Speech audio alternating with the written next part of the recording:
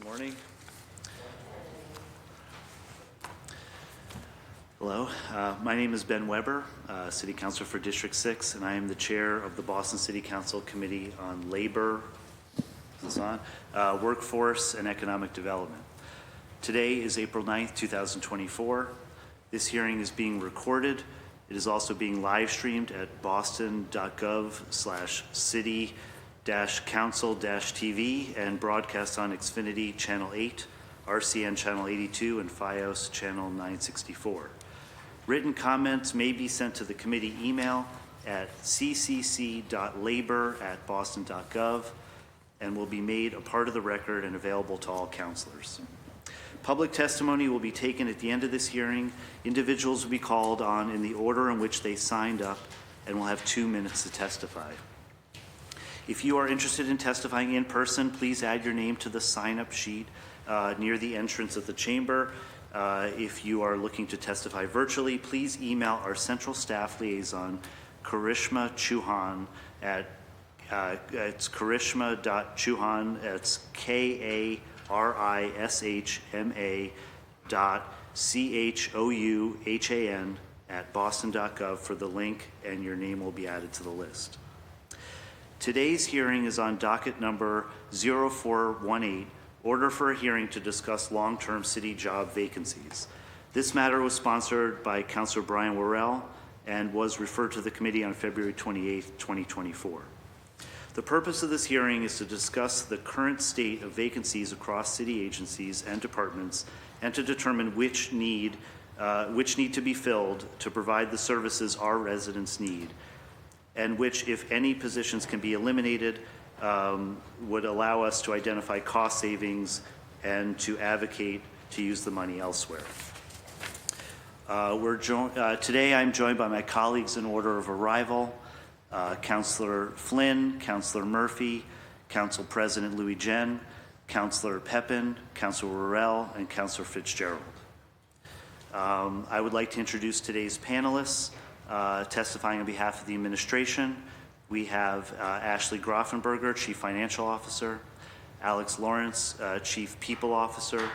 We're also joined by Tanisha Peoples, Chief of People Officer. Is that for the Boston Public Health Commission? Okay, Chief People Officer for the Boston Public Health Commission.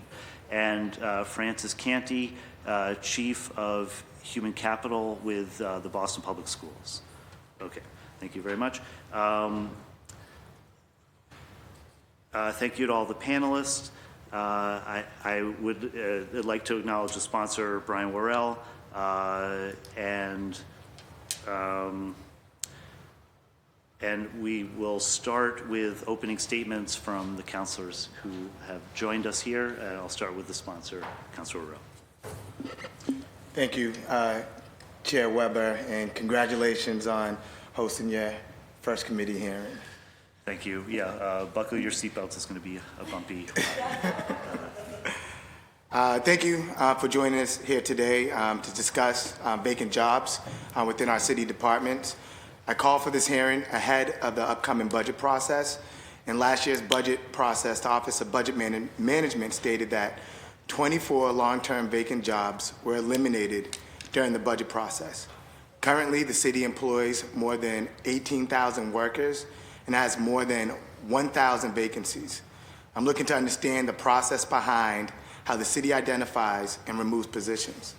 I also like to get the data around vacant positions across all departments, how long each position has been vacant, and the salary associated with the position. We sent over a spreadsheet on Thursday that we asked the administration to fill out and return to us. We don't have that information as of yet, so looking forward to receiving that information ahead of or sometime soon so we can have that information to refer to during the budget process. But I want to give an example in one department.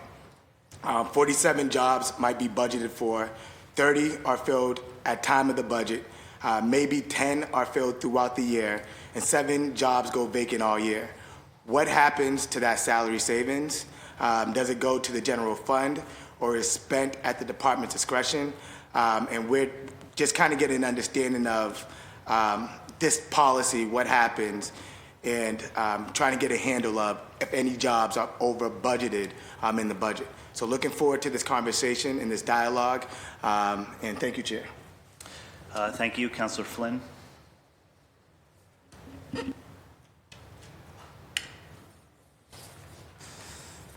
Thank you, Mr. Chair, and congratulations on your first hearing. Thank you to the sponsor for the important work that you're doing as well, to the administration team that is here. Thank you. I'm going to withhold my opening statement and listen to the testimony from the experts, and I'll develop my questions from there. Thank you, Mr. Chair. Thank you. Council President Louis Jen. Thank you so much. I want to say congratulations, Mr. Chair. That sounds great. Congratulations on your first hearing. And I want to say congratulations to this. I want to say thank you to the sponsor. I said it when you filed this. I think this is a really smart hearing, and I actually think that this is a really smart hearing from the Chair of Ways and Means. As we are about to enter budget season, and tomorrow where we get presented with the full packet, a lot of our decisions about where we are supposed, where we want to add, where we want to advocate, really depends on a lot of the vacancies, because oftentimes it's like, oh, well, this money hasn't been used in last year's line item, but we're still protecting it and we still want it. Well, how long has this been here? How long have we not been able to fill this position? I think this is an excellent conversation to happen. I also just want to give flowers where they're due. I know, Chief Lawrence, you came into this position, and a big goal of yours was filling a lot of those vacancies, and we're talking about 1,000, and I believe it was more than double that when you started in your role. So I want to thank you for how much you've been paying attention, especially to our unions, our city workers and our unions, who are always saying about how much work they have to do, and they need help carrying that load. And I think it's smart for us to think about, and I know that we've been doing this through collective bargaining agreements and through conversations that we've been having about, you know, the salary that we want to pay our workers. I think that's really important. I think that accounts for a lot of these vacancies. When on the private market, people can get paid more for their work. I definitely think that we need to figure out how we fill these vacancies to help out our city workers and our unions. And I think that we need to learn from the best practice that you've already engaged in. I was just on a call with our Boston Public Schools social workers, and I'm so happy to see BPS here, because I know that while we have hard decisions to make, we also want to make sure that we are wrapping our young people with the adults that are going to help them succeed and thrive and break every barrier. So I'm excited that we're having this conversation, that we have all the right people in this room as we think about how we fill these vacancies, and where there is a vacancy that doesn't need to be on the roster, we think about how are we reinvesting that money into the city. So thank you for being here. Okay, thank you. Councillor Pepin. Thank you, Chair Weber, and congratulations on your first hearing. It's good to see you up there. To the administration, thank you so much for coming down today and being part of this important conversation. I'm really happy that Councilor Worrell introduced his hearing order, because it's a topic that is very important to myself. As the Chair of City Services, I always see that, you know, our city departments are always looking for ways to improve and expand. So I'm just very glad that I'm here to be part of this. You know, I just want to highlight that, you know, these vacancies not only affect our residents, but they also affect the current city workers. You know, when I talk to the parking enforcement officers, our public works employees, our code enforcement officers, they do amazing work, but they say that they could be doing way more if they had more staff members and more employees on their team. So I just want to be part of the conversation of how do we continue to expand our teams? How do we continue to do our outreach? How can I, as a city councilor, help promote job openings so that our residents can apply to them, and just be part of that solution? But again, as Councilor President Louis Jen mentioned, you've done a great job already of making sure that our vacancies are less than how it was a few years ago. But I just want to be part of that solution. So thank you for being here. Okay, thank you. Councillor Fitzgerald.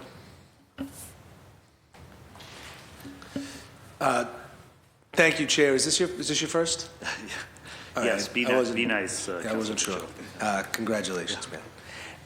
And thank you to the administration for coming out. Really appreciate you guys coming out. I was happy to co-sponsor this bill with Councilor Worrell as we look into the long-term vacancies of the jobs. And I'll forgo any further opening statement at the moment. Just thank you all for being here. Okay, we've also been joined by Councillor Braden. Would you like to make an opening statement? I'm sorry for my tardiness. I'm happy just to catch up with everyone. Thank you. Okay. Well, thank you. So I thank you for, to the sponsors, Councillor Worrell and Councillor Fitzgerald. I think our, management of the budget and our role in that is our most important role as city councilors. And so, I thank them for bringing this, and I thank the administration for showing up in numbers today and addressing our questions. So just to get things moving, I know there's a presentation. Do you want to start with that? Who's going to give it? Sure. Well, first of all, good morning. I'm Ashley Grafenberger, Chief Financial Officer for the city. Do you want to introduce me? I'm Alex Lawrence, Chief People Officer for the city. I guess could you allow the other two panelists introduce themselves? Oh, hi, good morning. I'm Tanisha Peoples, and I'm the Chief People Officer for the Boston Public Health Commission. And I'm Frances Canty. I'm Chief of Human Capital for Boston Public Schools. Okay, so we would like to hear a statement from each of you, but I think we'll start with there's a slide presentation that might help. Sure. So we will start on the kind of finance and people ops side here in the city. So thanks for having us here today, and again, congratulations on your hearing. Join the chorus of praise. I think this is really well timed, as some of you mentioned, as we're heading into budget season. So thank you for having us here today to talk about this really, really important issue. I think a couple of things that some of the councilors raised in their opening statements are exactly what we are planning to touch on today, in that there's kind of two ways to look at vacancies here in the city. There's how we think about them and try to account for them in the budget, and then there's how we manage them throughout the year. So my team and Alex's team work super closely together as part of the budget and all throughout the year to try and get this right. But it is both a point in time and a bit of a moving target. So we do our best to reflect it, but we are constantly looking at this throughout the year. So we'll give you a little bit of an overview of how we manage that. So to start, I can talk a little bit about how we budget for positions here in the city. So as part of our annual budget process, our OBM, Office of Budget and Management, reviews all a department's positions as they're putting together the annual budget to determine how much we should include in the budget for salaries as part of the operating personnel budget. That total operating personnel budget includes the total amount of salary for all positions, and then we actually offset that number. You'll see it's actually a negative number that we can put into the budget to offset an amount of assumed salary savings. And what salary savings are is an estimate of how much of a department's positions will reasonably remain vacant during the fiscal year. So we're trying to capture some of that and not budget for all of the salaries in the budget, because we know that there is turnover and vacancies that happen throughout the year. The budget office determines that amount of salary savings for each department based on prior year performance at filling positions, other factors, how long positions have been vacant, things like that. But also try to assume enough room so that we give departments the ability to improve on their hiring if that's the case. So I included an example here kind of just for illustration purposes only, using a motor equipment operators and laborer position, or MEOL as we refer to it. So in this example, we're saying, Public Works has authority for 57 MEOL positions, but, on average are only filling about 40 of those at any given point during the year. So as part of their budget, we will offset the total cost of 57 MEOLs by an average of 8 positions, leaving them enough budget to fill 49. So they can keep the 40 they typically fill, and then we have, some authority in there should they improve their hiring practices to get closer to what we would like to see the department have. So it's a conservative estimate. We want to make sure that we're capturing some of those savings, but also giving departments flexibility throughout the year. Great. Oh, I'm doing this one? Yeah, Sorry. sorry. Okay, and then how we manage during the year. So like I said, there's kind of like what we put in the budget and then how we deal with that during the year. And I think that MEOL example is kind of a nice example of how we kind of have to be flexible during the year. So like I said, my team, the budget team, Alex's shop over in People Ops are working super closely throughout the year as departments are seeking to fill and hire for those positions that are included in their overall budget. But like I said in the previous example, while a department might have enough budget to fill 49 of those MEOL positions, things happen throughout the year, right? There may be different operational needs, and so the department needs to be flexible in how many of those positions they're hiring.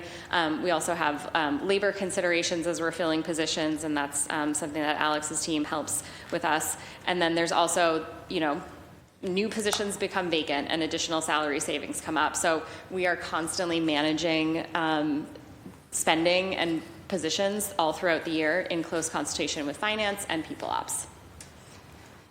Thanks so much, Ashley. So I wanted to take this opportunity to really break what Ashley said down another layer of granularity and tell you a little bit about how our decentralized hiring process works in practice. I've been with the city for about a decade, and I feel like it can seem really it can be really complex and wonky, but sort of every step in the process has a really important reason that allows our department heads to have the flexibility they need, with our central departments having the amount of control that we have to just really be thoughtful about how we fill positions and also contains costs throughout the year.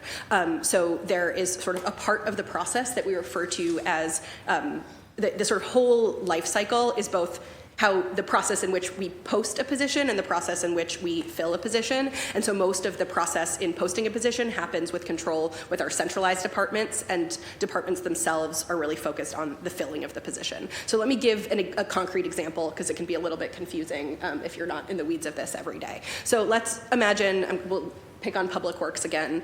They have a receptionist position, and they've had a receptionist who's been there for about, and this is an illustrative example. Let's say they've been there for 30 years. They've done an excellent job. They've retired, and the department sees that vacancy that happens in the middle of the year. They didn't necessarily know they were going to have that vacancy. Now they have that vacancy. So they might say, as a department, we have realized throughout COVID and throughout the last few years that our receptionists, who are incredibly valuable greeters to our constituents, also really have the capacity to take on different kind of work that will really make sure that we're that we're getting the best value out of that position. And so they might, the Public Works might say, okay, we want to actually have them support our payroll function as well, because we don't have as many people coming in person anymore. We've put some of our services online, and so we think this position could be used valuably to also be combined with a payroll position. So they might write the new job description that they want to have for this sort of office manager, payroll clerk position that's slightly different than what the receptionist position was. They would submit that to our class and compensation function. And in this example, let's say the class and compensation function says, okay, this job has become more complex. We actually want this job to be graded higher than it was previously. We'd also, in this example, well, let's say this department was in a union. We'd work with labor relations to make sure that we impact bargain the changes that we're writing to the job description. And in this case, because this job, we've made it more complex, we're also going to have an associated higher, we're going to pay more for this particular position. So we've expended more budget in the concept of this position. They would then, after the sort of job design function happens, where you've designed the job description, you've worked through labor, they've checked with budget to make sure that the budget can absorb the additional cost. It will then go through our personnel review committee, again, just to make sure that all of the aspects of the position are correct. We're sort of like, when we eventually have a person in this position, we're going to pay them right. It's going to have the right benefits associated with it. We've sort of done the administrative work to set this position up for success, so that we're doing this before there's a candidate in the position. Then the department themselves, Public Works, is now really going to do that recruiting function. They're going to go to where they're going to post it on the website. They might have certain networks that they pull from. They're going to manage a hiring process. They're going to have an internal interview process. They're going to select their candidate. They're going to, broadly speaking, negotiate with that candidate for a salary. They're going to check back again with those central functions to ensure that the salary is what we approved and within budget, and then they'll be able to hire that applicant. So I realize that was a little bit of a long story, but I think it's just a helpful illustrative example to say how one vacancy can look like one thing at the beginning of the year or not even be reflected in our vacancy numbers, but really like end up being used for a different purpose throughout the context of the year. And so sort of recognizing when I took this brand new role about 2 years ago, as many of you reflected, as Councillor Louisian highlighted, we had a very large vacancy rate. I had come from being the head of a department, the Department of Innovation and Technology, where we had quite a number of vacancies, and it was just very clear that we needed to really put all hands on deck and focus on how we recruit and retain our workforce. So we launched what was called the Hiring Improvement Initiative, and while hiring is in the title, it really spans not just about hiring, but also about how we retain our staff and make sure that our policies and collective bargaining contracts reflect a top-notch workforce, that we can have our workers stay and have an amazing career in the city. And so this is a collaboration between People Operations, Finance, and Do It, and of course all city departments to really improve our processes, our policies, and our systems and tools that govern hiring. And the goal was really to reduce that time to hire and reduce the number of vacancies, where we've been able to see a lot of success in that process. And so there's been a ton of different tools that we've used about how we would work to fill vacancies. We've been looking at our positions. We've been being creative with our collective bargaining contracts to really think about our workers and their needs and how we can make these jobs as attractive as possible. We've been facilitating a bunch of compensation reviews, working with departments for really targeted positions or targeted strategies to fill particularly hard to positions. We've pivoted from what previously often took the form of job fairs to hiring days, realizing that just sort of going into a black box and applying to a ton of jobs was not a really successful way for both departments to find the talent they need, and was not a great customer service experience for our applicants. So finding really, I want to use 911 call takers an example to illustrate both our success of hiring days and some of these other targeted improvements we've done. So I think our vacancy rate for 911 call takers in October went as high as 37%. And so we were able to do a bunch of work both within the context of a collective bargaining agreement, which enabled us to upgrade pay, make some updated job descriptions, some retention bonuses, et cetera. But then also had a specific hiring day for 911 call takers where we were able to make 17 job offers that resulted in 11 hires. And now our vacancy rate for that particular position is down to 16. And I think once we are able to fully train folks, it will go down even lower. So we've really been focusing on those targeted interventions for specific places where we know we have a difficult ability to hire. And I use that example really to illustrate that in 6 months we can meaningfully move the needle if we're able to be focused on it. It's just been a lot of it at once. And so with that, I will turn it back over to Ashley.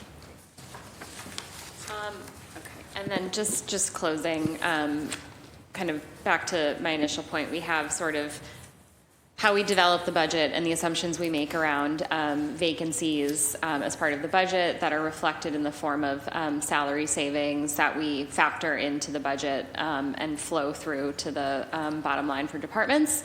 But vacancies are very fluid and are changing constantly throughout the year based on a department's needs and priorities, different labor considerations, and other factors, including available budget.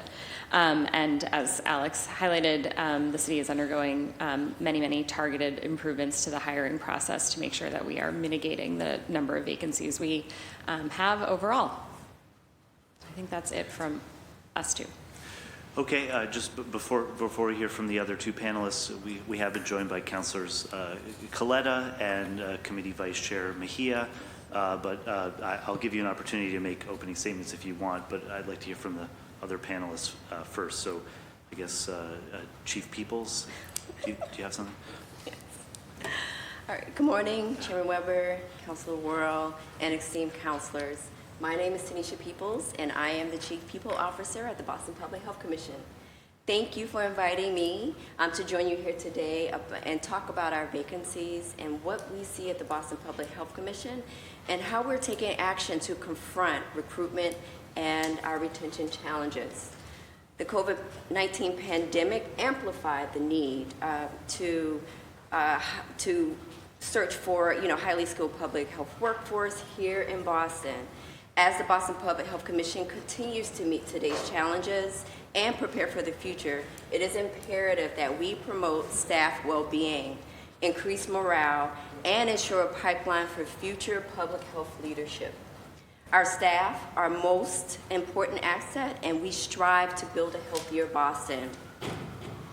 We have approximately 150 vacancies across the commission.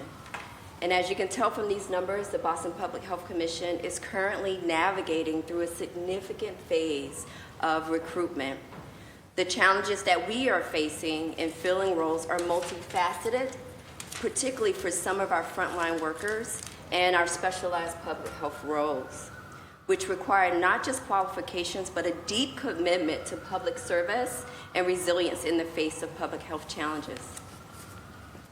I'm going to mention a number of exciting initiatives that are underway to recruit and retain our staff, but I'd like to highlight that all of the work that is aligned, that I'm sharing today, is under our Boston Public Health Commission's new 2024 to 2027 strategic plan, which sets workforce and infrastructure as our top priority in these areas. As a first step towards implementing these plans, in January, I was appointed the BPAC's Chief People Officer to lead the work, moving from my previous role in human resources. A year ago, we were awarded an $8.9 million grant from the CDC to address both short and long-term critical infrastructure needs. We're deploying this funding to strengthen professional development, performance management, and quality improvement, as well as informatics and data systems, and employee benefits and wellness. For example, one of the things we're doing under this grant is initiating a salary review of all non-union personnel. This is a vital step involved in bringing, we hired a senior compensation analyst into our team just recently to ensure that we can remain competitive and equitable. This grant will also advance the Boston Public Health Commission's workforce initiative, workforce improvement initiative, so our WIN initiative, a program that is meant to cultivate a strong and supportive work environment that champions employees' needs and their ambitions. It operates on the values of diversity, equity, and inclusion, and it has 5 key pillars: wellness, compensation and benefits, safety and security, professional development, and engagement and appreciation. Professional development is particularly a strong area for us. The Commission is committed to strengthening, appreciating, diversifying, and retaining our workforce. In recent years, we've launched several cohort programs aimed at nurturing future leaders from within our organization. For example, our BIPOC Emerging Leaders cohort and our Diverse Emerging Leaders cohort for women was introduced in our with Harvard in 2022 and have successfully brought together 23 promising individuals. Similarly, our targeted efforts at Simmons and our BIPOC men cohort through Clearly Lead highlight our commitment to diversity and inclusion, ensuring that every voice is heard and every potential leader is nurtured. Overall, 169 staff have participated in these cohort programs, and we have a high retention rates within these cohorts, with at least 80% of our participants remaining with us. We also track employees who participate in other opportunities we provide, such as resume workshops, writing workshops, and career coaching sessions. For our resume workshops, we are particularly proud to share that all our participants have successfully retained, and one just recently was promoted to a directorial position. To further enhance our professional development offerings and to ensure our staff has access to continuous learning opportunities, we are in the process of implementing a learning management system. This innovative platform will streamline the delivery and for educational content, making it easier for our employees to engage in learning activities that are crucial to their development. The introduction of this is a strategic addition to our professional development framework, aimed to providing our workforce with tools and resources necessary for them to thrive.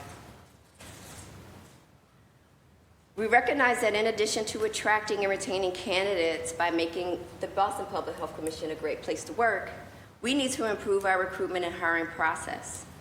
To that end, we've recently launched a hiring evaluation initiative to improve our evaluation process.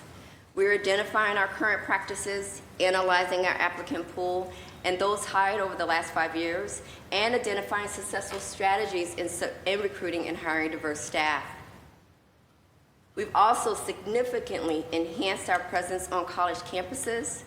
This initiative includes attending career fairs, participating in panel discussions, and collaborating with academic departments to show the impactful work that we do and the diverse career opportunities available within our organization.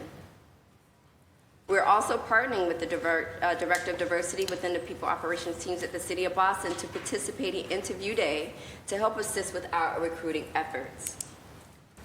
Furthermore, we've recognized the value of forming strategic partnerships with recruitment agencies that specializes in areas where our vacancies are most pronounced, in order to attract individuals who are not only highly skilled, but also deeply aligned with the mission and values of our organization.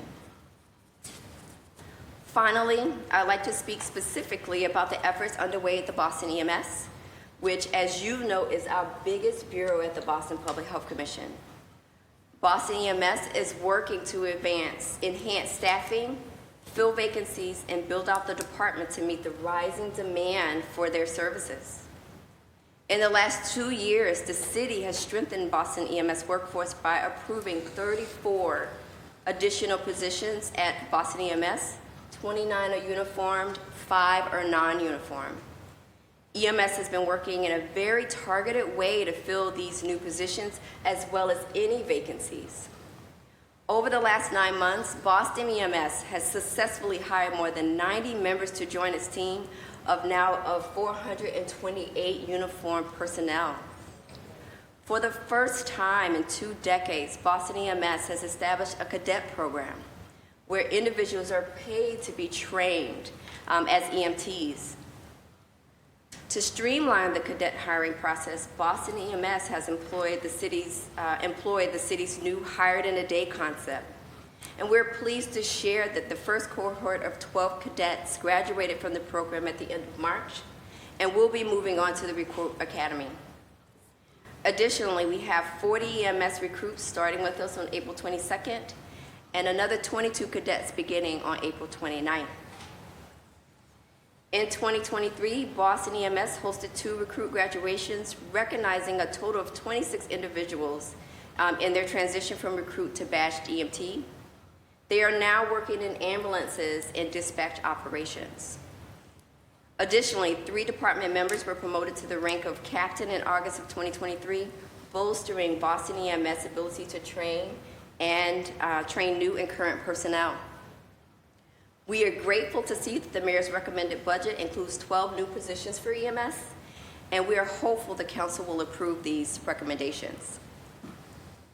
And this Friday, we have another cohort of recruits who will be graduating from the academy, and we'll be celebrating this graduation and other promotions among the ranks at the ceremony on Friday at 11, and we hope you all can join us. Again, thank you for giving me the opportunity to participate in today's hearing, and I look forward to all of your questions.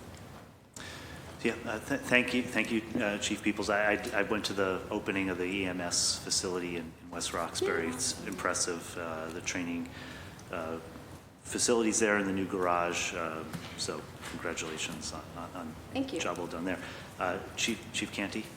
Good morning, esteemed council members. My name is Frances Canty. I'm the Chief of Human Capital for Boston Public School. And I have to tell you, we have a good story to tell about Boston Public School. The last couple of years were, as you know, extremely difficult. We had a tremendous amount of people leave the profession. And as a result, it was COVID found BPS in a very hard time. Trying to find educators to stay in the district was extremely difficult. We faced a lot of vacancies, and we had to pivot, and we had to make really tough decisions on how we educate our students. This year, as of right now, we only have 50 vacancy, and that's a lot for us to say that we currently have 50 vacancies of educators. And those are usually our harder things to fill, and they can be your science teachers. Another portion of vacancies we generally have is Madison. Madison is a school you have to be technically the licensure for that school. It's very technical. It's extremely hard to get. So that usually is one of the places where we have the highest amount of vacancies. But every year, we do our best to make sure that those positions can in fact be filled. And we have made every effort to try to recruit. Instead of having people come to us, our recruitment team is often going out to the public to make sure that we can offer positions and jobs to people within the community who are pillars of the community, have them work in Boston Public School. We of course, as you guys know, this year was we had to make a lot of tough decisions, and you probably have heard your different constituents have called because the money that BPS had, which is called the ESSER dollars, the federal government has ended those funds. Those funds are no longer available for the 24-25 school year. So as a result, BPS has had to make a lot of hard decisions. So our vacancies are interesting because vacancies often for BPS means that we have an educator who is probably not licensed, so for them to be able to teach and for us to get a license for them, we have to in fact post their jobs, and then that educator will be hired again, but we have to post the jobs. So while it may look like BPS have vacancies, we ideally don't, because we have to go through the process of posting a job. The job has to be posted, and then that's how we can get a temporary license for that individual. Another thing that's going to be really helpful for BPS this year is the Massachusetts Department of Secondary Education has in fact extended our temporary license for educators. So educators will be able to receive an extension on their emergency license, which will be very beneficial for the district. We'll be able to hire individuals who right now are working on their license, but they are on this temporary licensures. We also, we did a lot of concerted efforts of our bus drivers. For a long time, we could not find licensed bus drivers.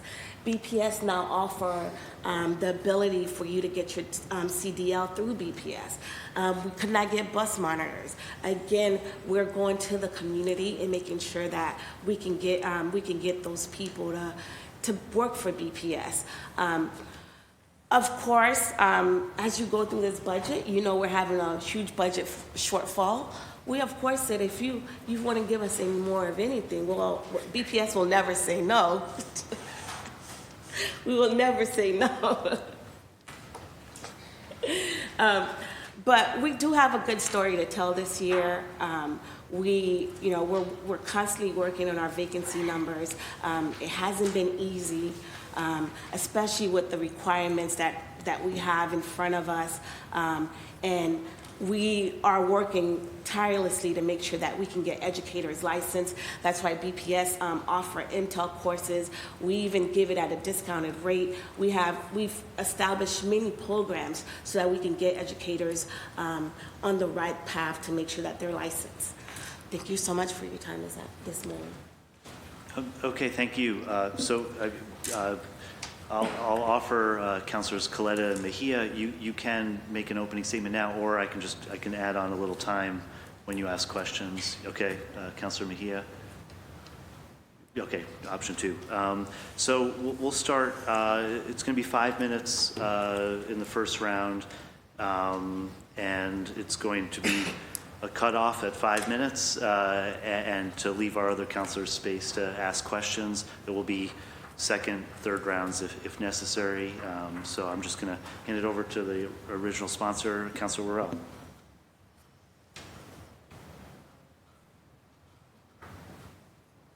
That's all right. Thank you, Chair, and thank you to the panel for all your hard work. I know that across the country, we're experiencing challenges, and it's a testament to hearing all the work that you guys are doing. Chief Lawrence, you mentioned the Hiring Improvement Initiative, which started in March 2023. At that point in time, how many vacant positions were on the books? And can you talk about the progress that's been made up until now? Yeah, so I don't have the exact number of budgeted vacancies at that time to compare to now, but I will certainly get that for you. But specifically, one of the pieces has really been about approving those, the process times early on. I didn't fully sort of highlight all of the progress we've made. So specifically, we streamlined part of that hiring process. We were able to sort of pilot an intervention where we removed 3 control steps in the process to ensure that we could still do so in a way that was sufficiently controlled. And we found that as a result of basically skipping those steps and having parts of those reviews happen at different times, we're able to shave down 4 days, 4 business days in sort of some of that administrative processing there.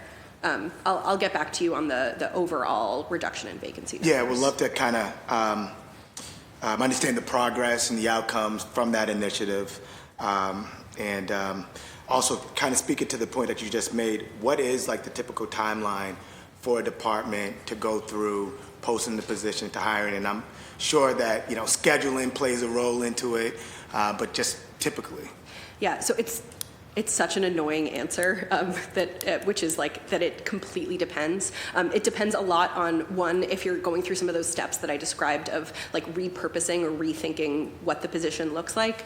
Certainly, while our unions are incredible partners in making this work happen, if it's a collective bargaining unit that just lengthens the amount of time because there are more people involved and there's a sort of negotiation that's involved. Is like the fastest time, like a month, is the so longest I would say time like a year? I would say a month would be a good time to go from like I have a vacancy to I filled it. One distinction I do want to make though is specifically in response to your question about how long individual positions have been open, is we have a lot of positions that we basically refer to as evergreen.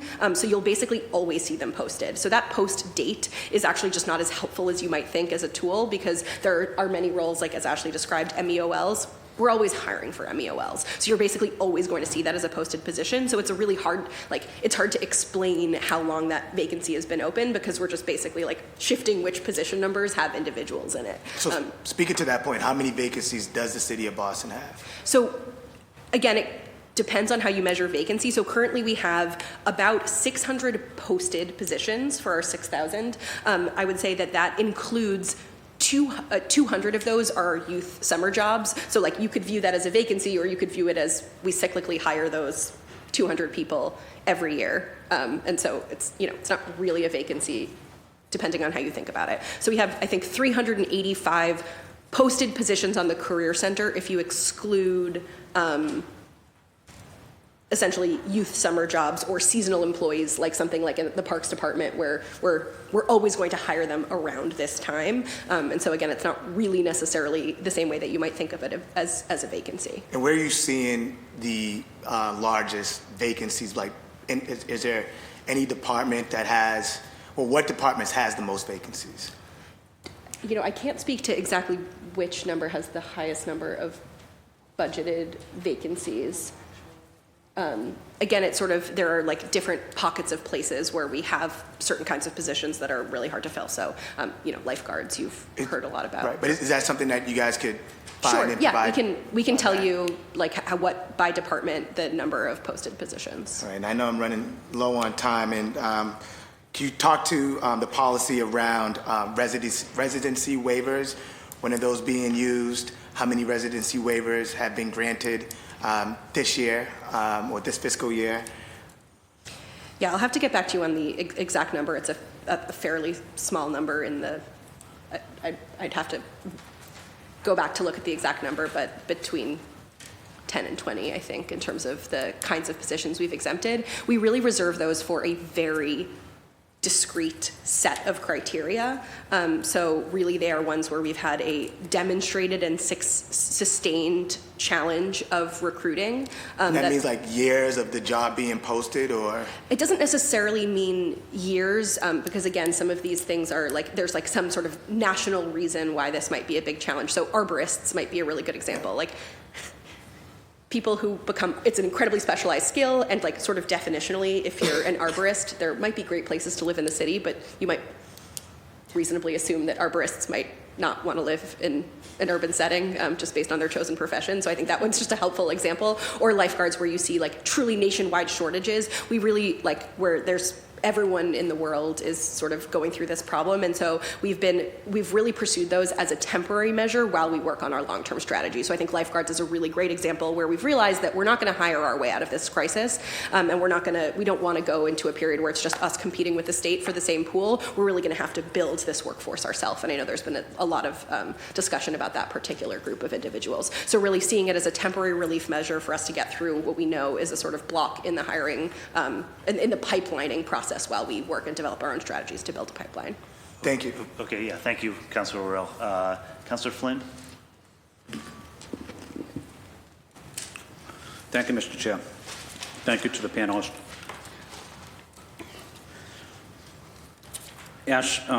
Alex, I understand that we have many vacancies in the police crime lab unit. Some of them are DNA analysts that review evidence obtained at a crime scene. I also understand 2 DNA analysts left recently, resigned recently. What is happening in the crime lab? Is there something the City Council can do to be helpful?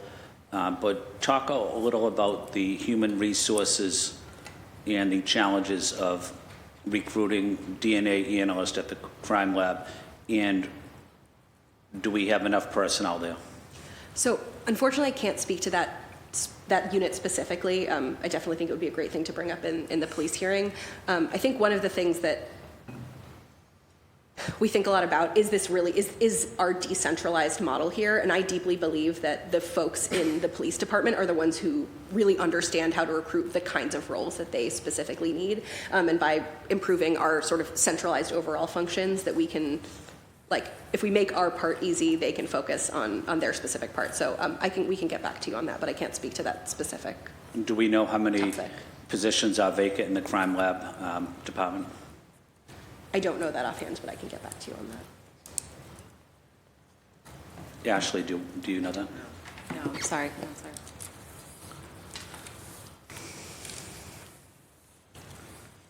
That was the focus of my question, is a major department such as Boston Police, and I wanted to try to get some answers on the crime lab issue.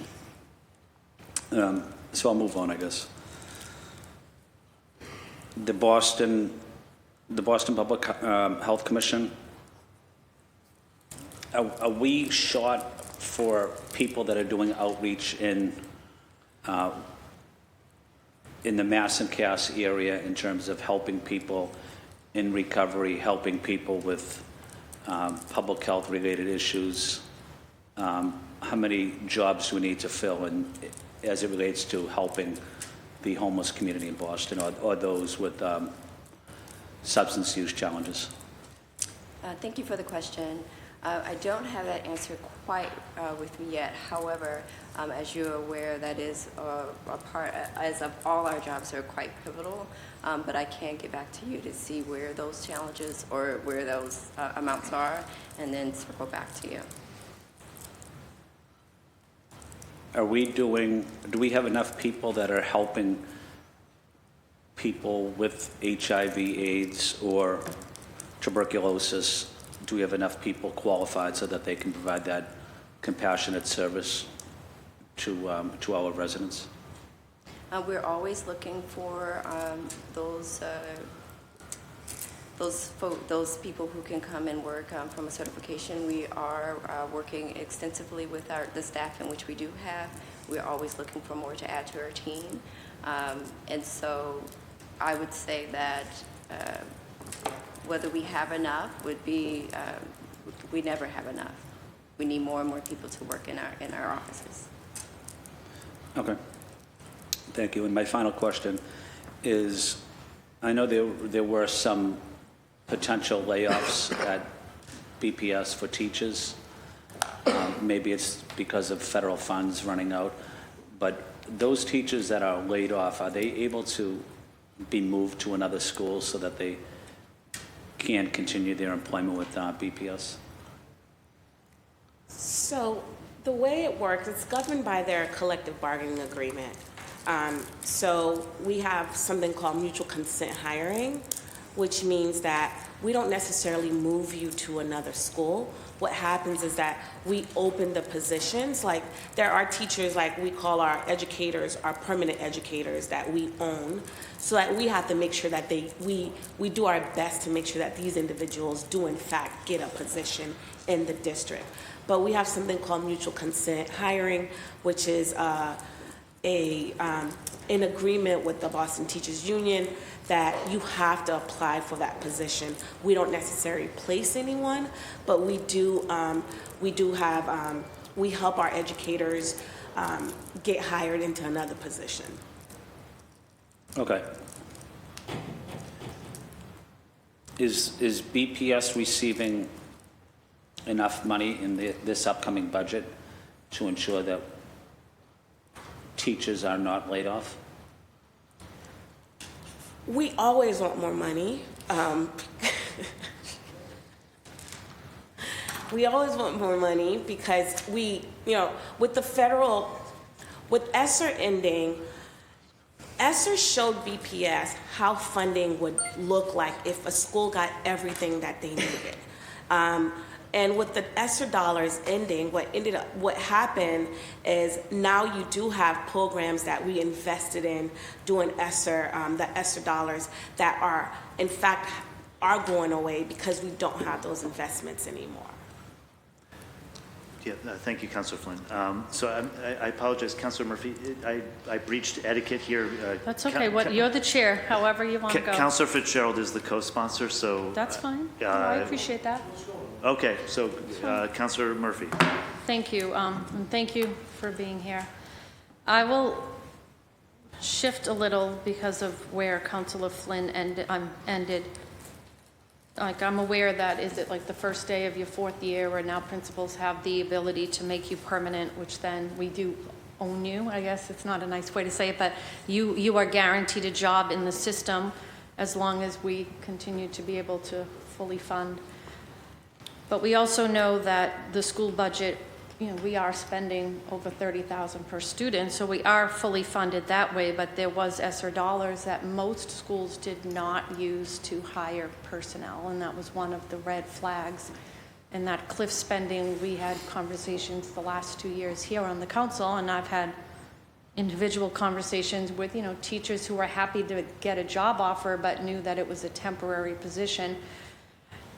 And if you're a temporary employee in BPS, you're not guaranteed a job. So I guess the question would be specifically, because I know there were, with the ESSER funding ending, a majority of that was spent on programming, not specific, human capital jobs, but how many positions were filled that will be cut? How many jobs, how many people are losing their job this coming into the next school year?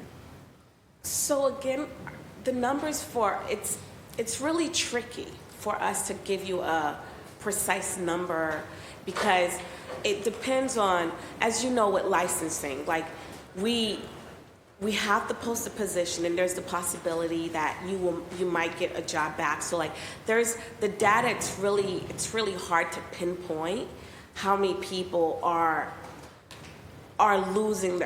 potentially losing their job because sorry, just because I know I'll run out of time. What is the number, because we do know exactly how many schools and principals, there's not that many hired personnel with ESSER funding. How many jobs were created and filled with personnel with ESSER funding alone? I can definitely get that number. That would be, and from that number, some of them are certified and some of them may have taken an ESSER funded position and are permanent, so I know there's a lot of different levels, but it would be important for me to know how many of those ESSER-funded positions were filled by temporary personnel that now are out of a job. We will definitely get you That would be good to know. And one other, so we talk about long-term job vacancies. This is the focus of this, obviously an important conversation to have. But then when I speak to, AFSCME and other unions, we talk about, and when they come in front of us and when we just pass some of their contracts, the, 400 open positions here or 200 in this department and personnel low in each department, which I wouldn't put on a long-term job vacant, that maybe it's a new position hired. Some of us who've gone through this budget process before found in the next cycle of budget, it's like, okay, last year we increased your budget, we gave you, maybe it was 5 more personnel, and they still haven't been able to fill it. So it's obviously the struggle that you all have also with shortage of staffing. Money we have had, but now we're looking at the future of maybe having to cut back. And what will be cut first? Will it be these open vacancies are evaporated? Is it that current city workers get laid off? Like, that's where my concern and focus would be. And if you have any insight on that, that would be good. I can take a shot.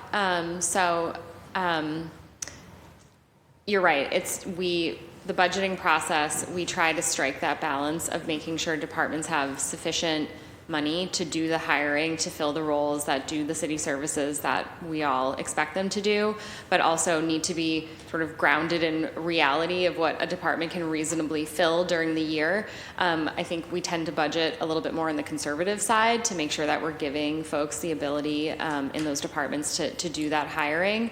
But it's tricky, so we try and strike that balance as we're setting the budget for the upcoming year. Okay. Thank you, Chair. Okay, thank you, Councillor Murphy. Councillor Pepin?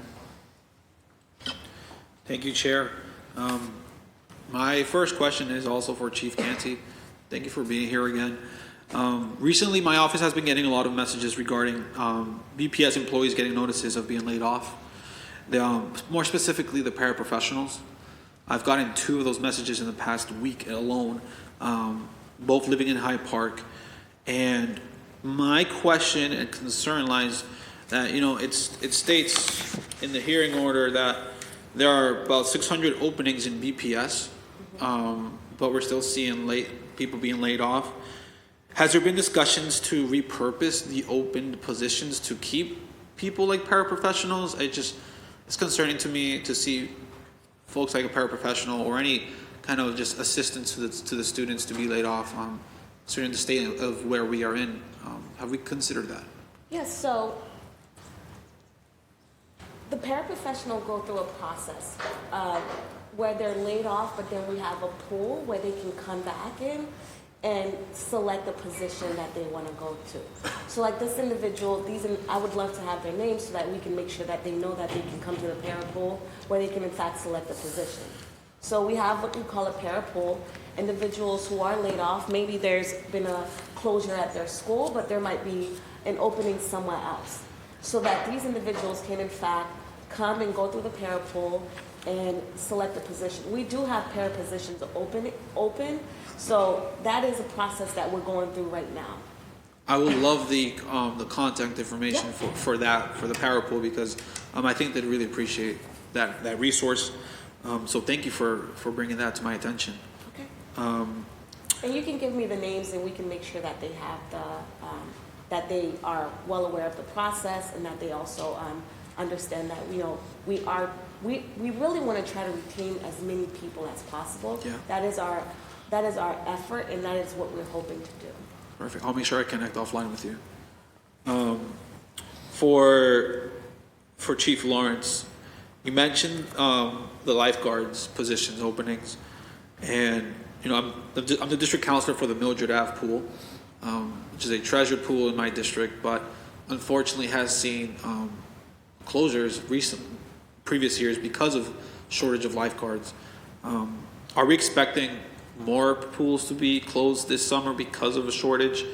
And if so, are there any incentives to hire more lifeguards, or just any unique outreach that's being done? Yeah, so I probably shouldn't have gotten too far over my skis with providing an example that I didn't want to be able to, like, I really encourage you guys to bring, or all of you to bring these up in the specific hearings, because, again, I was trying to provide some illustrative examples of places we've made success, but in the, thousands of positions we have across the city, I'm by no means an expert in everything that we're doing on all of them. Yeah. So I can't tell you about the specific pools and our plans for them. Ashley might be able to, but specifically on lifeguards, we've already started to have some conversations about just matching incentives and offerings to ensure that we're doing everything in our power to bring on as many of these as we can. And as I mentioned, we've done a ton of investing in the training programs as well. Thank you. Do I have a minute for one more question? No, I think you have about a minute and 30 seconds. So Nice. So when I have had conversations with various unions in the city and just different departments, they mentioned that the state offers bonuses and more incentives to bring in new employees. I'm thinking about specifically the engineer's position, a very, very needed position in the city of Boston. But if you're applying in the city of Boston and in the state, I believe the state's giving them a bonus of $5,000. I know it's a lot of money to ask for, but are there any incentives or any bonuses being thought of for these positions to make them more competitive in competition with the state, so that we can bring them to Boston? Yeah, so I think really my overall theory is targeted solution for targeted need. So engineers were in the process of doing a compensation analysis. We also specifically for engineers did a pretty exciting user research study where we talked to potential engineers. We brought in a really small contract firm to help us talk to the kinds of applicants that we wanted and to understand their barriers, specifically on why they might or might not apply to jobs at the city of Boston. And we found out that there were some basic things like words we were using in our job postings and how we described them that were sort of turning off applicants. So this is the kind of bespoke approach that we're really trying to take in a lot of the places where we're having a lot of hard trouble filling. So for example, another example is municipal security guards. One of the things that we learned in that research was that the way that we described our shifts in our job descriptions wasn't really accurate, and so it wasn't giving people a really good sense of what the job actually was. Just in general, to sort of set the stage here, in municipal hiring, people refer to our typical strategy as post and pray, as in post the job on the job description and then pray people come to find us. That's really been the state of the field that we are all collectively trying to transform. Okay, thank you, Councillor. Councillor Fitzgerald?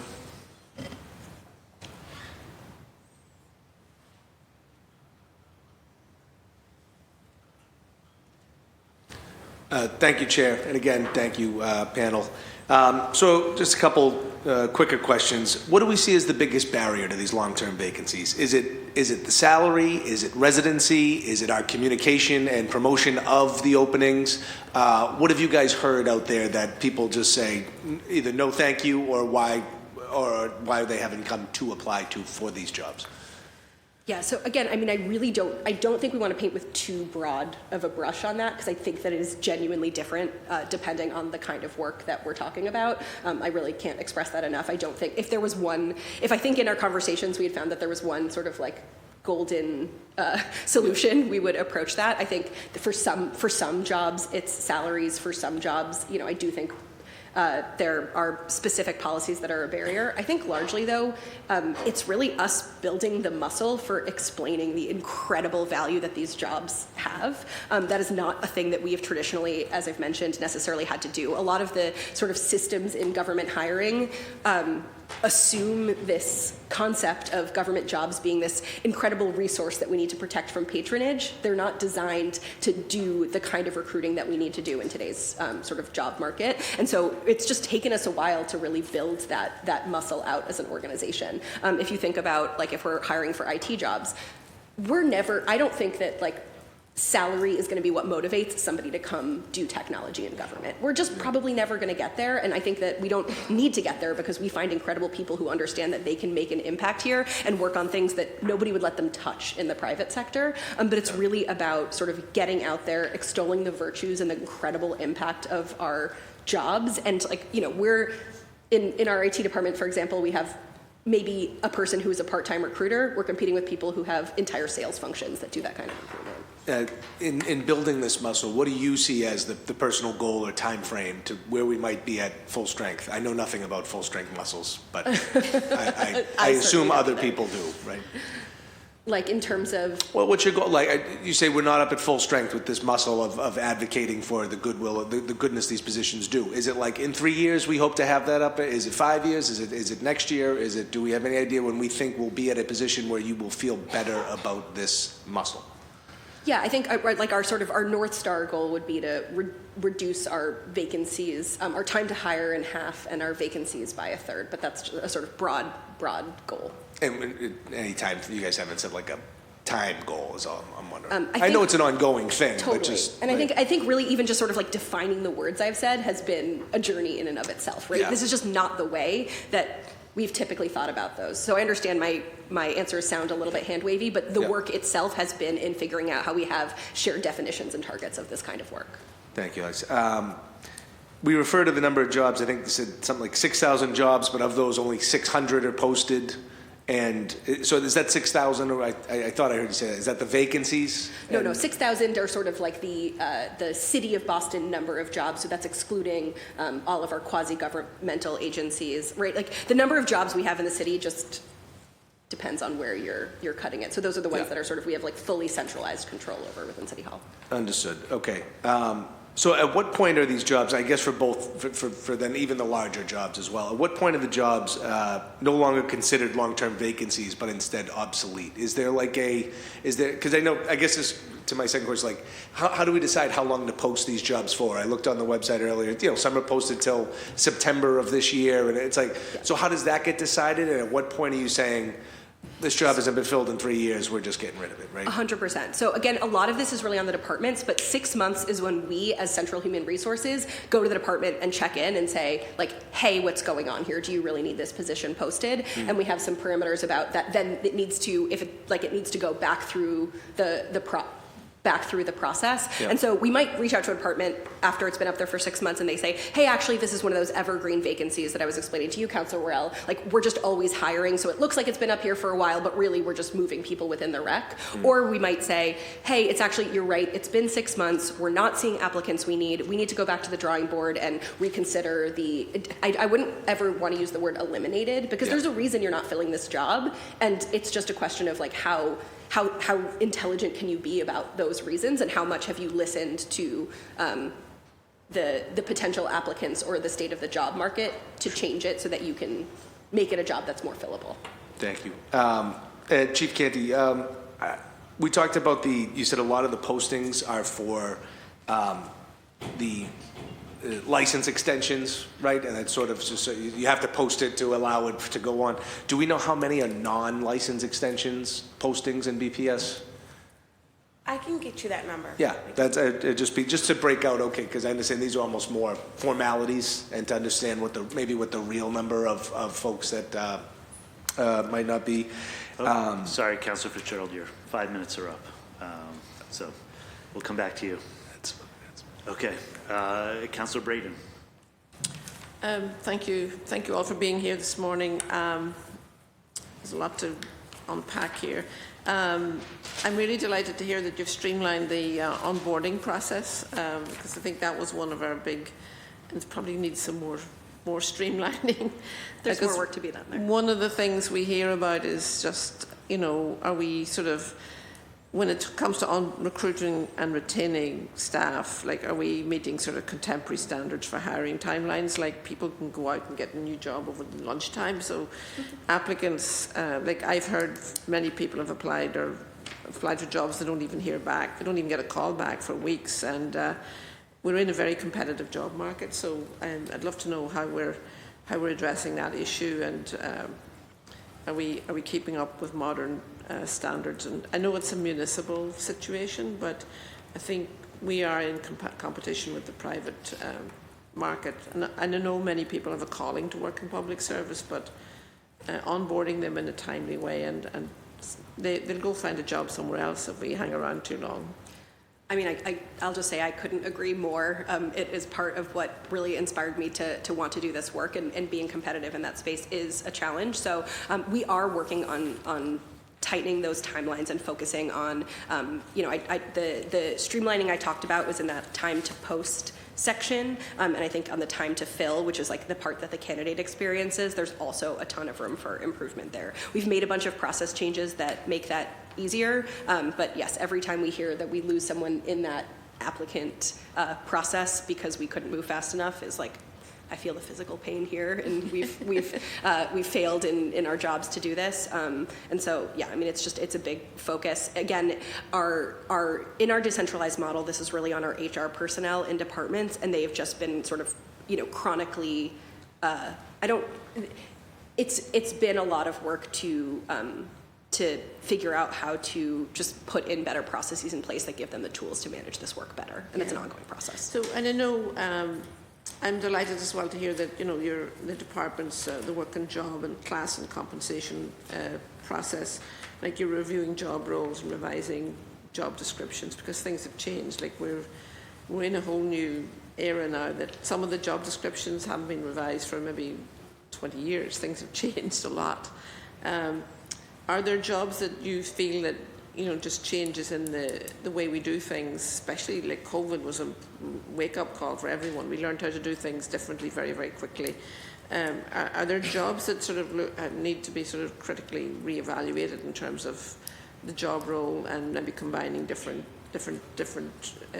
functions in the job role that make it more appealing as a job, but also something that we can actually be much more efficient as an organization?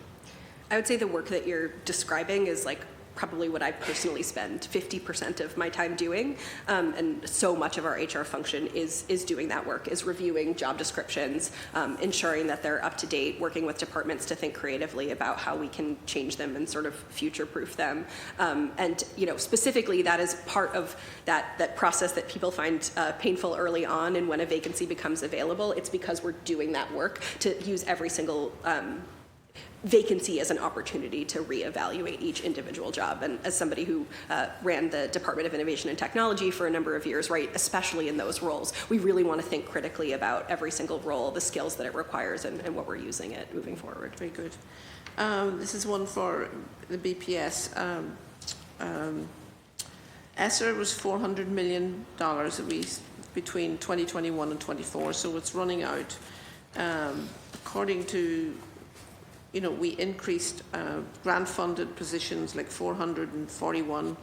We increased grant-funded positions in the schools by 67%. We sort of always knew that the gravy train was going to stop running, but what sort of prudent measures did we use to anticipate that we would boost staffing to improve to support our students at a very, very difficult time and trying to compensate for learning loss? But how did we anticipate the end of this? What is the plan for readjusting we added 441 positions for grant ESSER funding, so how are we going to adjust to that? Because we always knew the money was going to run out.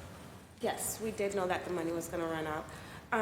So we're being very creative. We're leveraging some of our current staff that we have now. We are trying to innovate and figure out how do we provide services based on the needs of our students. As always, we are always trying to find different funding source. We are still doing grant writing, getting sources from different organizations that are supplementing some of our needs that we have.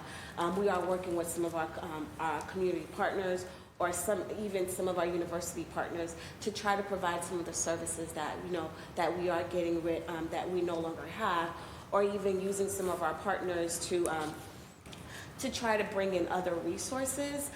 So I mean, it is difficult to figure out how we're going to fund everything that we were currently funding, but the district is trying to find creative ways to make sure that we can continue some of the programs that we have, but with the understanding that some of them are indeed going to go away, and we knew that, and you know, so that's why the years that we got, they were very important to us, that we try to you know, close some of the educational learning for our kids during that time. Councilor Braden, your Time 5 up. minutes are up. Councilor Coletta. Thank you so much, Chair, and congratulations on commanding your first committee hearing. I want to thank the sponsors for their leadership in bringing this forward, Councilor Worrell and Councilor Fitzgerald, so that we could better understand what the cost savings are as we scrutinize and review the budget.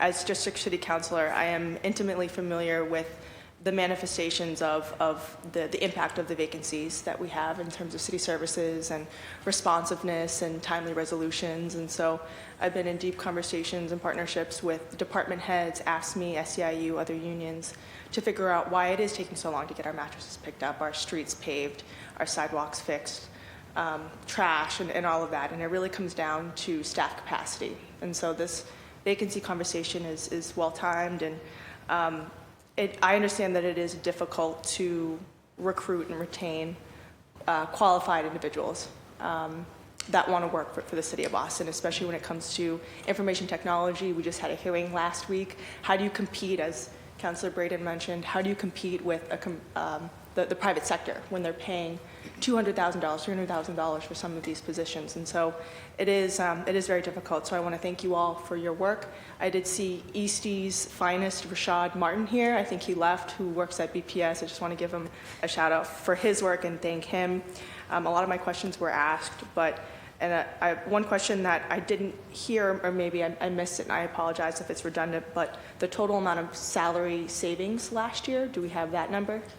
So I can tell you how much was budgeted for salary savings in fiscal '24, which is the year we are currently in.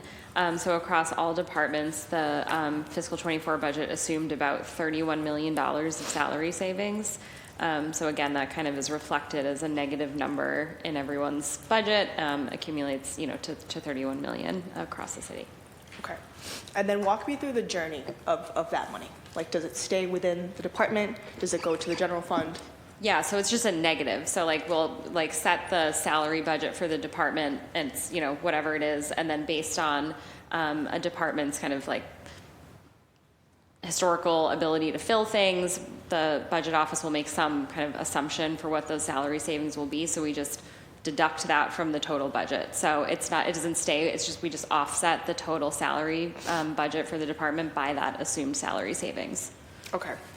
And and I think the other question that I wanted to ask was already asked.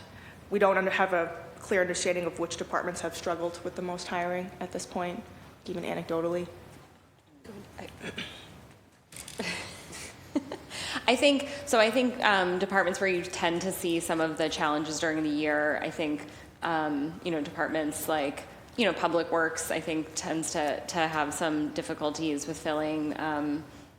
And again, these are great questions that you should ask the departments when they come for their budget hearing. They can kind of speak with more specificity, but like those types of roles, I think, can be challenging. But yeah, I think often our highest numbers of vacancies are positions where we just are hiring a lot of them all of the time, whereas some of the sort of more specific tailored positions are where you see like an individual position longer. So it really depends on which thing you're trying to look at. Okay. Is it safe to say that some of our lower stepped personnel positions are the highest that have the vacancies? Like if we were to look at I don't think it step? would necessarily be linear, but we can certainly say that a lot of the roles have not had the sort of overall structure and review. For example, Boston Center for Youth and Families, like the overall structure and grading of their positions had not been revisited for a while, and so that's something that we've committed to do in the context of our upcoming contracts. Okay. And I have a variation of a question that was asked earlier, but I know it's difficult to understand why people refuse a job, but has there been any exit surveys or exit questions of people who were offered a job and then ended up refusing it? Like it's a very specific instance in that way. Do you have an answer, an explanation for that? So we don't specifically like have any overall ways that we collect why you were offered a job and declined. So I could sort of speak anecdotally about places that I've heard it and a lot of the things that we've done to remedy that. So specifically one of the, what I saw as, or what I had heard very frequently as a pretty major challenge was the fact that we didn't offer sick or bereavement leave within the first 6 months of employment. And so that's something that we have now eliminated for all of our non-union employees, and in the context of the contracts that we've closed is also a provision we have. That was something that I was, again, we don't have structured data, but was hearing on a pretty regular basis where people would say, now that I'm thinking about and understanding it, that's going to be a really sort of tough pill to swallow. So those are the kinds of policy changes that we've been working on changing, because a lot of the time when people turn down a job, I think everybody has this idea that it's because we can't be competitive in salary, but usually it's something like a little bit more specific than that. And congratulations on that historic contract. That was huge, and that's exactly what it was, a solution and a somewhat of a remedy of a suite of solutions, hopefully, for trying to fill some of these vacancies. I'm really excited to hear about EMS too, so thank you so much for being here. I was privileged to have a ride around with an EMS worker, and they were telling me a little bit about the plight of their staff, and they are clearly overworked and underpaid. And so I know that you said that we have how many coming on? Is it 90? So on the 22nd, we have 40 into We have 40 coming online. That's great. What are the steps that we're taking to increase their salary? I know it has to go through collective bargaining. I mean, these folks are working so many hours, and they're seeing the worst in our city, and they deserve higher wages. So I guess what are we doing to increase their wages and to try to attract more EMS folks to the city?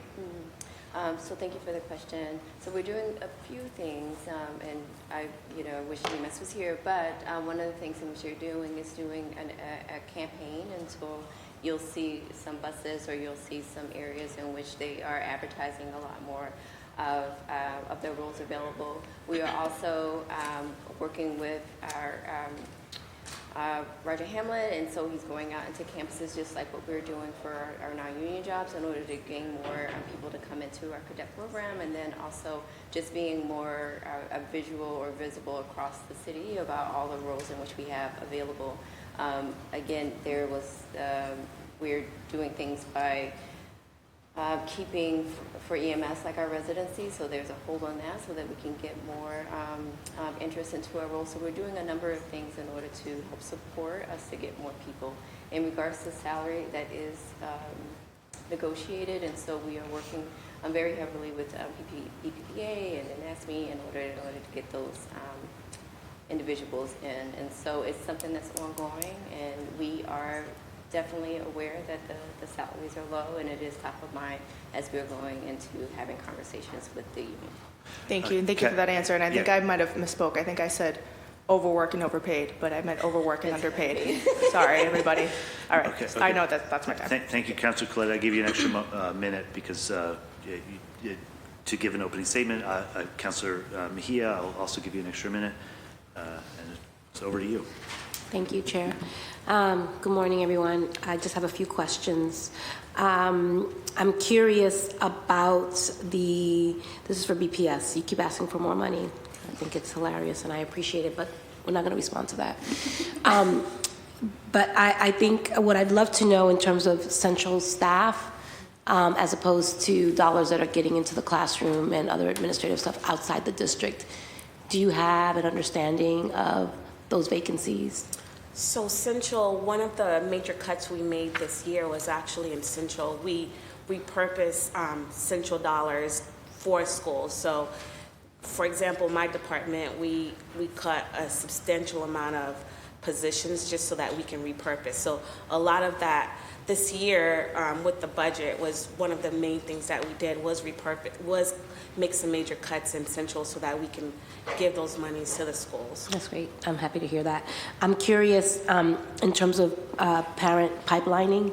There are a lot of parents that I work with who are ready to work. Yeah.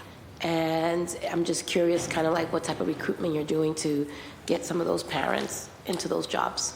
So we often have, we are in the community trying to recruit, like, for example, our cafeteria workers. We are the ones reaching out and setting up recruitment efforts to try to get them in. Like, we are always looking for people. If you know of anyone that's looking That's not the question. The question is really about pipelining, right? Like, you have not just getting them in, but like, how are you developing pathways for them to actually grow in those roles? Because one thing is to, and I don't want to just talk about cafeteria workers, while I appreciate that that's what may be potentially available to parents, I have to push on that.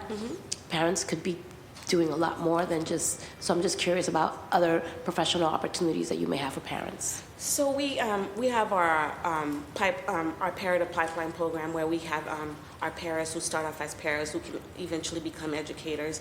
We work with our university partners so that we can make sure that we can assist individuals who come in and create programs and create opportunities. How many?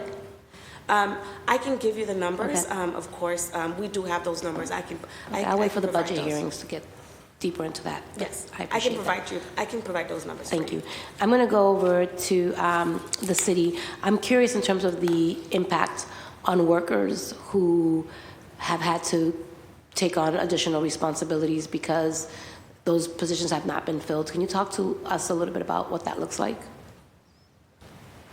Yeah, so specifically, one process that I haven't talked about at all is the concept of a temporary out of grade. I don't know if this is answering your position at all, but like, for example, if there's a managerial role that we need filled and that position becomes vacant, a manager can appoint a person within that role to temporarily take on the responsibilities and also be compensated at a higher level and associated with that position. Overall, yes, 100% the impact of having large-scale vacancies and people having to do more with less takes a significant toll on our workforce, and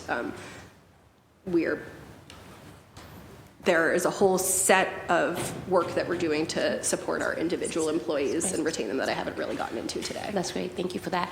And then I'm not sure how I'm doing for time, but 2 minutes and 30 okay, great. seconds. Thank you. I'm curious. In my office, I like to do things to learn about them, and then, encourage other people to do things. So in my office, in this particular term, what I've been doing is I have grandparents, and from grandparents to people who have transitioned into their third careers and high schoolers, all working within my office. And one of the things that I have learned is a lot of these folks wouldn't be in these positions because they would have never gotten the opportunity based on their resumes. And some people don't even speak English. And so I'm curious, if we're talking about the workforce and filling in these vacancies, what innovation, what are we doing here in the city to really open up opportunities for these non-traditional, underemployable people? Yeah.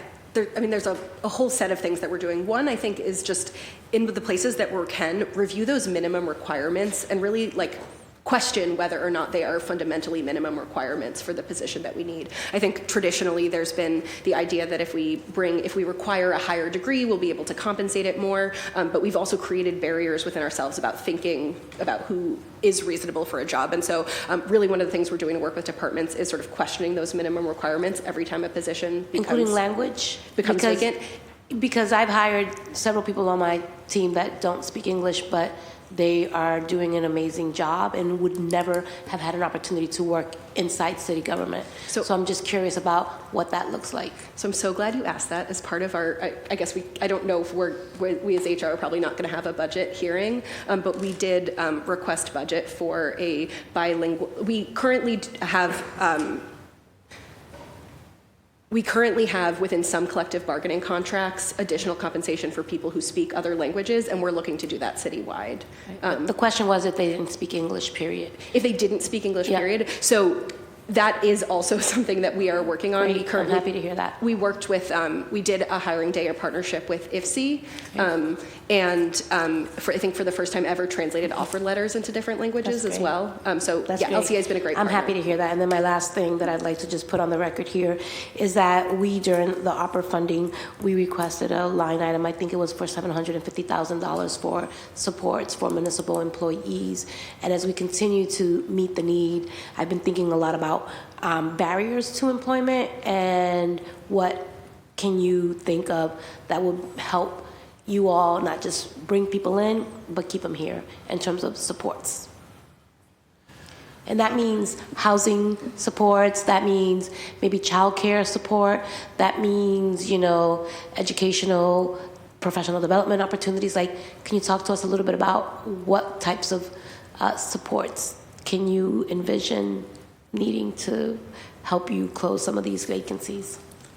Yeah, absolutely. So employee transit benefits was a big one that we did. I'm excited to report back on the emergency housing assistance program, which has gone through, I believe, 3 rounds thus far, and we've worked closely with BPHC and BPS as part of that program.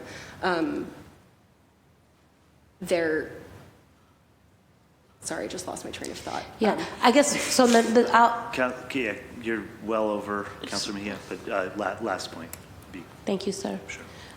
So I was just going to say that, yes, there's a lot of work to do. Like, this is a construct in which many of us, have a hard time getting into.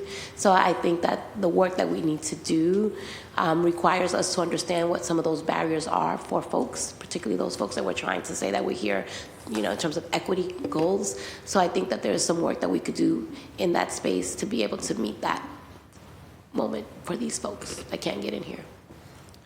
Okay, thank you, Councilor Mejia. I have received a letter of absence from Councilor Durkin, which I will submit into the record. I'm not going to read out, but before I hand it back to Councilor Worrell, I had a couple questions. I guess Chief Grafenberger, in terms of we've heard about lifeguards, and we obviously can't have pools open if there are no lifeguards. With sort of a bird's eye view, are there any services that we're unable to provide because of vacancies, not necessarily because of budget issues, but in terms of that you want to highlight?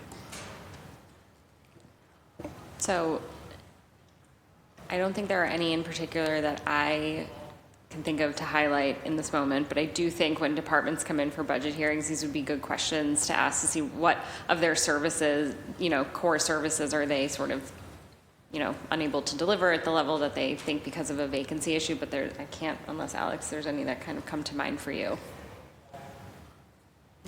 No?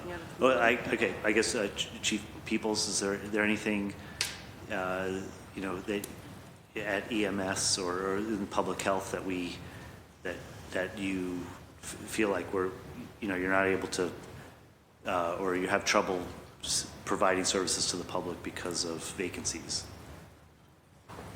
Thank you for the question. I do think that we do have a number of vacancies that are open, and we do need specialized people in those roles.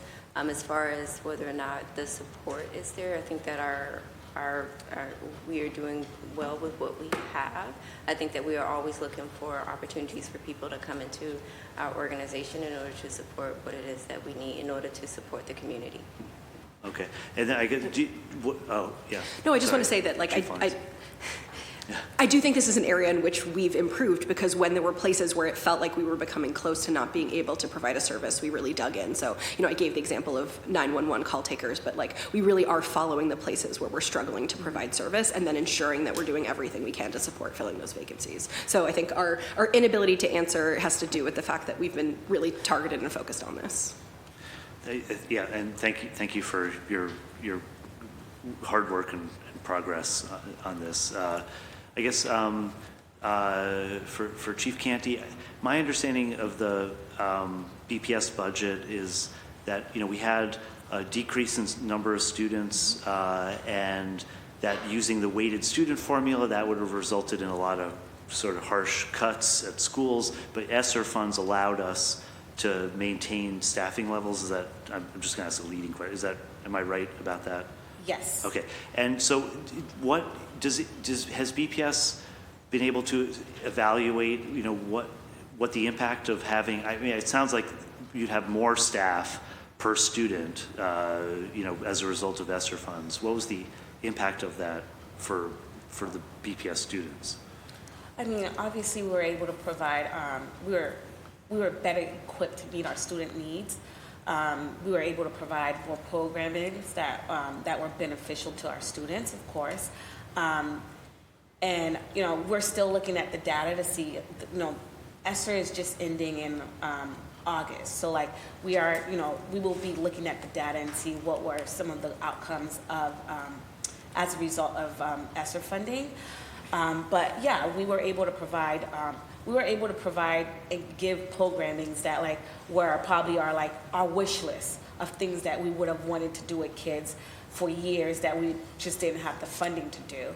So with that concluding, you know, as I stated, we're trying to be creative and trying to find other resources and outlets so that we can close the gap of the funding that we're losing. Okay, yeah. Just before I hand it over to Councilor Worrell, I'd just like to recognize we've been joined by two Boston University journalism students. I urge my colleagues in the administration to answer their questions after, and I thank them for attending. Councilor Worrell? Oh, I'm sorry. For the second round, we'll do 3 minutes, and you know, there you go. I only got 3 minutes, guys. All right.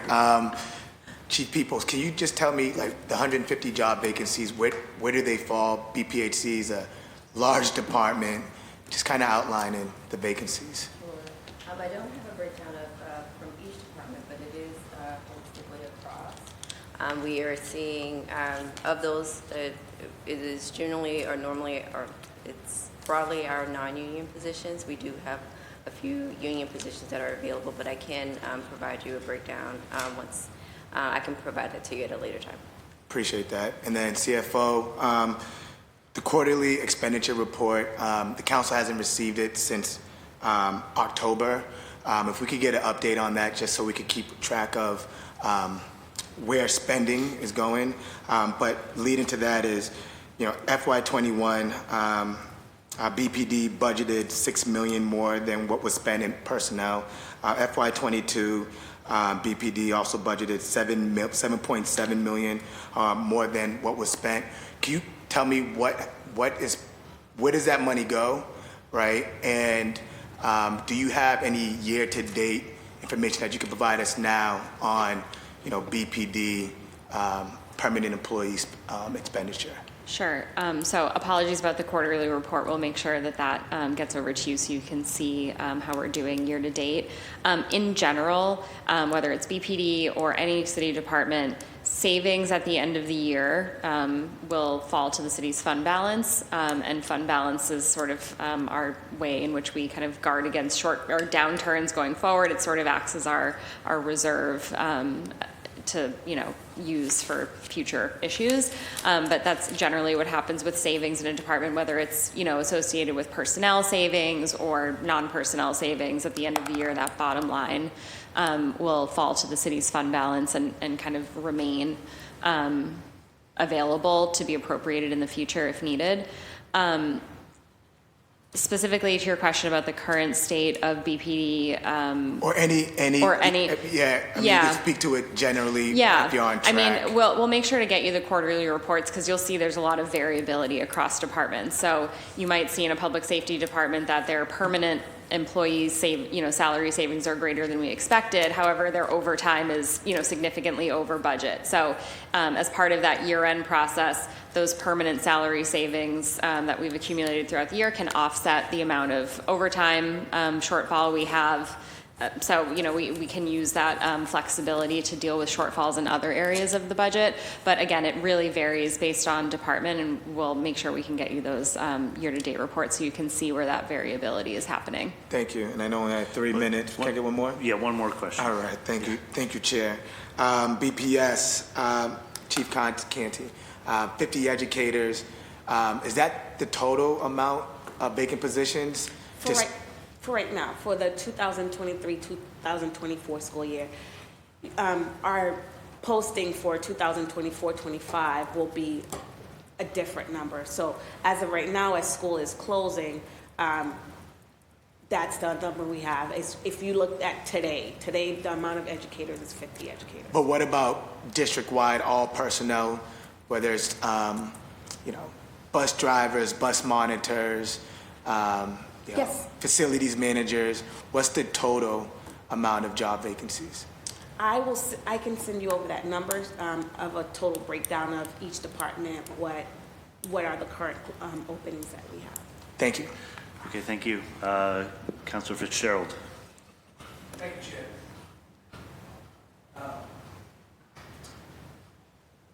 What I want to ask is, Chief Canty, of the schools, I know some teachers, I just know in my own son's school, they had one teacher leave to go to another position. So, but within BPS, Okay. right? So how do they quantify that in terms of vacancies, right? I mean, is it just sort of a net zero where you become, like, there's a posting for one, so you do fill it, but you create another opening. So is it just as simple as that? They keep it, that's how it's recorded? Yes. All right, just want to know. We're horrified that we lost our first grade teacher. She's the best. Generally we have a rule that we don't allow them to leave, and because it causes disruption like that, we try to not make it that day, once you take the position, like, we don't like to see those vacancies happen. Sorry that's happened to you, but like, we can only, hold it for so long that, you can't leave and go to another school. Like, mutual consent, like, individuals should get to go, where they want to teach, so. Nope, fair enough. Thank you. I just wondering how that was codified. Is there anything we as a body can do to help you all strengthen this? Like, what would be your recommendation to us? We've heard a lot of, you've answered our questions, and I think a lot of it has come out of those answers. But overall, if you could synthesize an answer, anybody really, this is what we would need City Council to do for us to help this.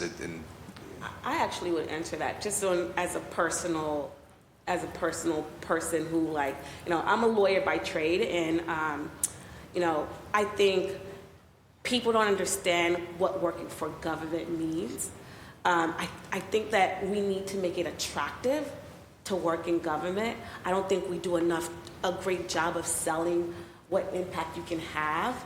And I think, like, individuals like yourselves who are constantly in the public eye, like, if you can sell, like, what government offer people, like, just put money aside, but, like, just the ability to impact people's lives, the ability to make changes that are everlasting, I think that will make a big difference for us. Like, for me, like, I think people need to make education more attractive.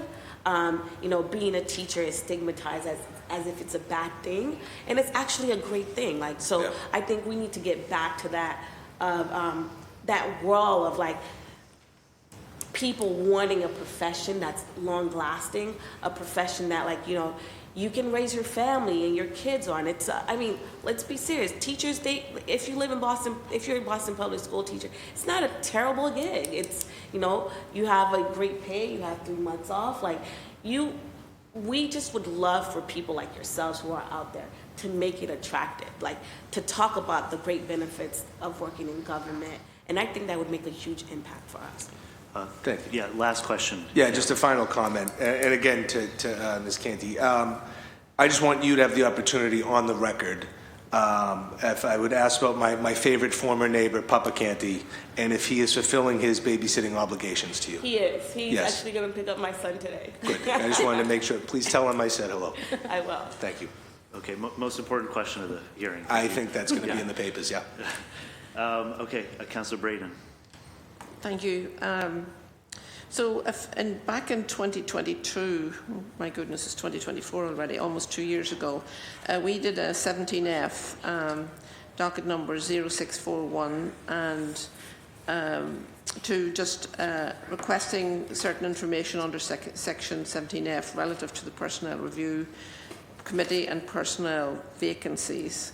Because we look back at 2008 when we had the great recession, the financial crisis of 2007, 2008, Mayor Menino issued an executive order requiring that all prospective employment contracts, whether dependent or independent, were funded by appropriation or grant funds, must be reviewed by the Personnel Review Committee. Do we still have that in operation? That's still really a big part of your job?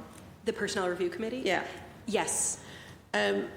And I think it's very enlightening because there's pages and pages and pages of documentation here about vacancies and whether or not vacancies were filled, etc. I'm just wondering, does BPS have a similar mechanism for reviewing all sort of vacancies and how many? I'm really, because this here gives me a detail that every department has a job description and the number of people in the job and the number of vacancies they have. Does BPS have a similar way of monitoring their personnel? Like I have no idea, like in terms of schools, I think we have a better idea of schools, but in terms of central office, how many employees work in central office and how many vacancies do you have and what are their job descriptions? Do you have that? We can, of course, provide that for you. So we have something called probable org. So what happens is every year around October, BPS go through the process of reviewing, and that's not just school-based, but like each department review their vacancies, they review their budget, and then they make a determination of what's going to happen to that position. So we do have a process by which we review each vacancy or the budget of each department individually. Yeah. And the reason I'm asking is BPS is 54.2% of the city-funded workforce. It's a lot of people, and we just want to make sure that, for me personally, the sharp end of the spear is in the classroom. That's where you're making the difference. So I'd love to get a better understanding of the whole structure there. Councillor Mejia raised the issue about paraprofessionals, often immigrants who speak multiple languages. How are we supporting those paraprofessionals? Hiring paraprofessionals with multi-language skills, but also how are we supporting them to get certified and get into the pipeline for professional development to become certified licensed educators as well? So I'm so happy you've mentioned that. The district, one of the things we recently got was a $6 million grant from the federal government to support a program, a paraprofessional program where individuals who are paraprofessionals now, we will put them through a program where they can will get their master's and eventually become teachers. So those are some of the things that we are doing in this district with supporting multilingual learners, and it's a focus with multilingual learners, speakers, that are going to be part of the program that we're targeting specifically. It's a grant that BPS competed with a lot of other school districts, and we were able to get that grant, and we just started the work right now to get, I think it's going to be the first cohort is going to be 14 to 15 people, and then we're hoping over time that program will grow. Good, thank you. Thank you, Councillor Braden. That's your 3 minutes. I would like to I'm going to yield my time to Councillor Worrell. He did bring this originally, so I'll give you 3 minutes, and then is there any? There will be no public comment, so it'll leave some time for some extra questions if anyone has them. Councillor Worrell. Thank you, Chair. And another question for Chief Canty. During the March 4th school committee meeting, BPS stated to cut $5 million in transportation costs, in part by eliminating vacant bus monitor jobs. Can you describe the changes in that space, as I like to get more of a handle on the vacant job that were eliminated? Can you expand on that a little bit? I just want to make sure I understand your question. Yeah, so in the March 4th school committee, there was a conversation about having, I think it was like 700 positions that were vacant at the time, and there was cuts in the transportation department. Just kind of want to understand how, BPS decided to make those cuts in the bus monitors, and where are we now with bus monitors and positions filled and vacancy? Okay. So, I mean, BPS had to make a lot of hard decisions as to where we were going to make cuts, respective to like making the investments that we needed to make in the classrooms. It wasn't, it wasn't an easy decision to make. And I think one of the things the district looked at was like, where are some of the savings that we could potentially have, and if we had high vacancies in those areas.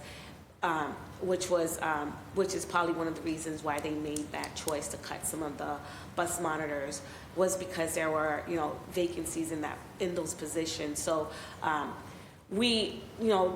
this year is some of the better years. I worked at BPS since 2019, came back, and it's always been traditionally really hard to cover, to find people to be bus monitors. It's one of our more challenging areas. This year we did have some of the highest, we were able to close more of the vacancies than we have in the past, but even with that, there still are some challenges that we've had. So that's why I think that decision was made, why we had to make those cuts, because they're traditionally harder to cover, but also this year we had more people than we traditionally had in the past. Thank you. And then Chief Lawrence, I think you volunteered to come in for a budget hearing? Is that what I did? I thought you did. I'd be glad to. No further questions. We'll review the tape.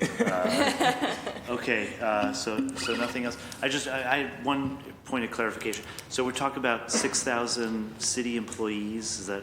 Yeah, and honestly, that's probably not a particularly good or accurate number. Well, I was sort of speaking in generalities to talk about the piece of the workforce that is the most in our centralized control. It might be a larger number. Okay, and I thought I had read that there were 23,000 people on the payroll. Is that?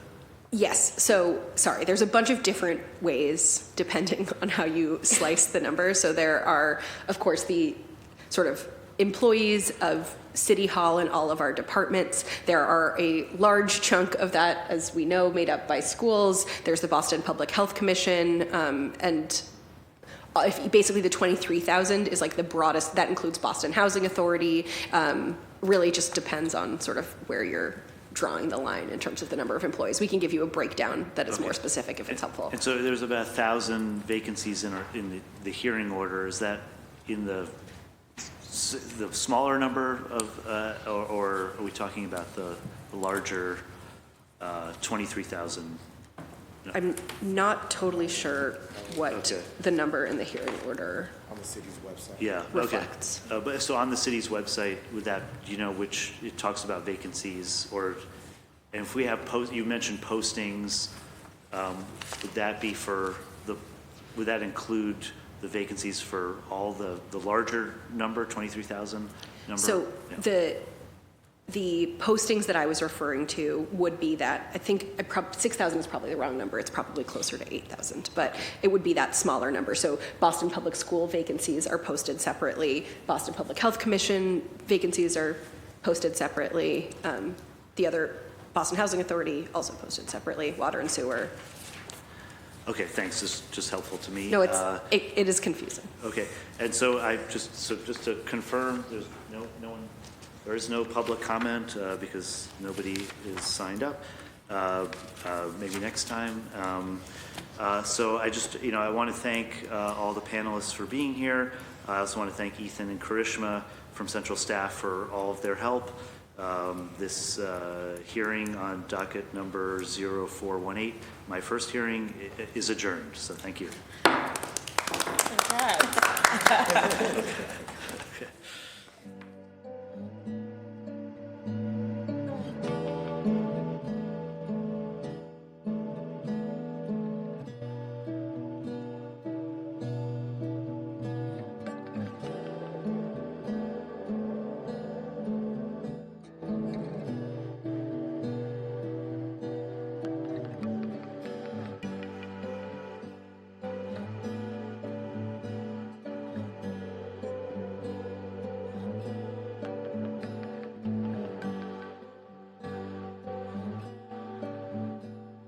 Thank you.